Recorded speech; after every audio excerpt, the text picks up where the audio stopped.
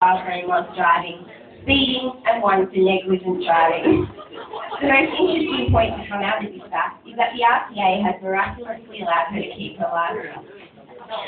Fact number 2. Liz has written off 3 cars, causing at least $80,000 in damages. Give that a go, Liz. Never wants one to do things subtly. Fact number 3.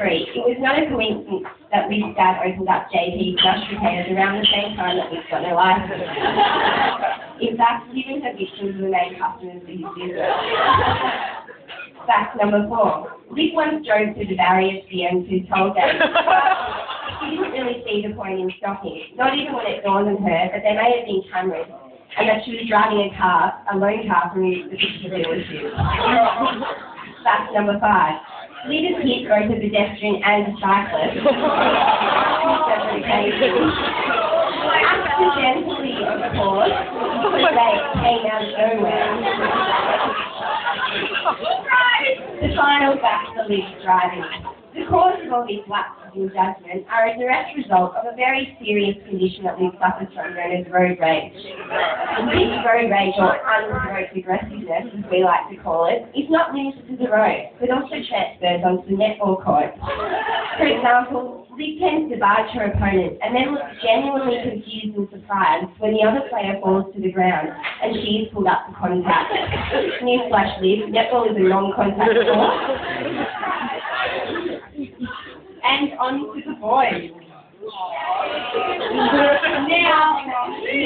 Now we all know that Lbby enjoys her Tom, Dick, and Harry. But there has been that odd Ellen DeGeneres moment. Rachel, I won't tell you who it is. Now, I'm not here to judge, I'm just here to expose. In saying this, let me take you back to where it all began. When you preferred family time over party life, or how sweet her days of innocence were. But that was short-lived, when Lbby shortly discovered that boy could offer that little something extra. Like that special day when so-called Daddy's little angels came to school and released into arrived to school with a glint in her eye, a womanly structural walk, and a definite new leaf on life. And then came the Lbby's famous words, guess what, guys? Guess what happened? But then came Terrigal, and with Terrigal came the Dalton guys, who we all became quite good mates with, but Lbby, with that giving nature of hers, decided to take some under her wing and made them feel that little bit more special, but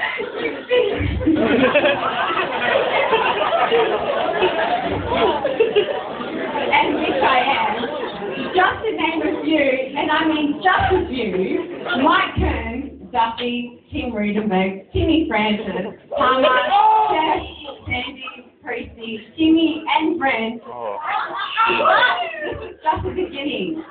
These kissing partners will soon to be expanded when her contiguous definitely broadened the horizon. The only thing that changed on her contiguous was the criteria. Let's just say that it became a lot more flexible, and she no longer had to be a prior acquaintance. From good mate to the Dalton boys, good night on ticket tour. But what can I say? Take the time now, I should congratulate Lbby on being monogamous, because I should congratulate her for finding a boyfriend that she can say, I no longer feel the need to cheat on anyone. But a final significant detail to come out of this list was that out of all the Dalton guys she had hooked up with, out of all the guys that she hooked up with, 35% of them were random, but 50% of these random hookups occurred at Tropo.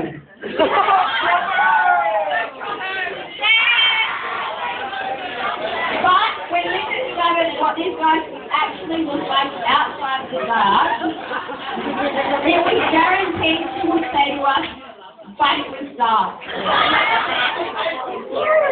So how many dark moments have you had to this? Rhys and I have hanged the list up, Where's the list? We've got a list of all the vices and stuff. Only some of them. Only some of them. We hang them up on the wall somewhere.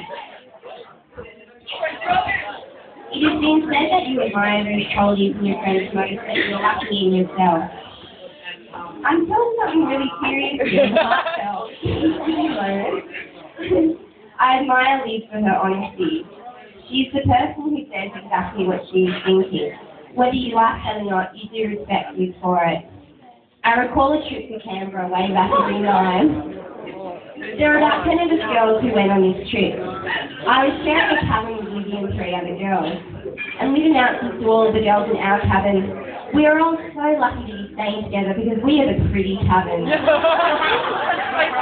Unfortunately for Liv, a girl staying in the other cabin was standing in the doorway and she heard her make this comment. Needless to say, the trip got a lot more interesting from this point onwards. This story is reflective of the many times that Liv has put her foot in it. We can say that life with Lbby is interesting. She makes you question reality because she seems to defy it in so many ways. Who chips their tooth on a deer stand while some competing and cries for the rest of the trip because she's convinced she looks like a hobo? It does. Who gets kicked out of Chopo for putting a cigarette on a flammable substance called alcohol? It does. But Lbby, who gets kicked out of Chopo, period? Who chucks an illegal U-turn and hits the cyclist? Yet blames him because he came out of nowhere. Despite the fact he was in the cycling lane. And in case of wondering about the well-being of the cyclist, he's doing just fine. 8 months on, he's up and walking again and eating solid. The cyclist is fine. I think he would be more shocked. Who crashed their car for the first time and due to her shock and trauma, Daddy takes him for a shopping spree the next day? Who hits their head on a petrol pump and knocks themselves out?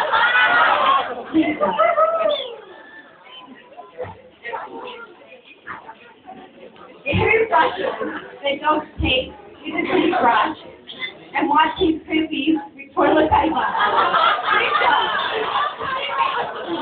Who gets the textbook for an open book exam?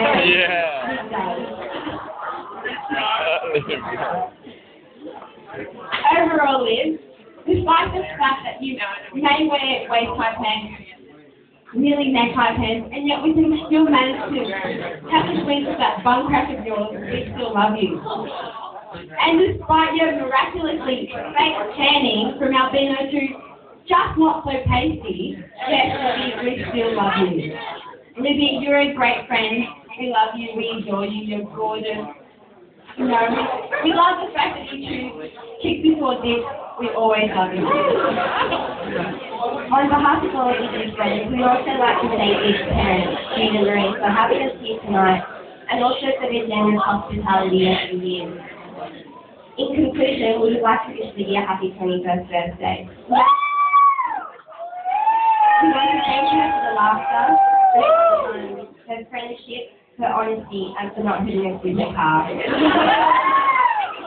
Lbby is that person that makes everything that we do more special. I call her my icing on the cake of life because that's exactly what she is.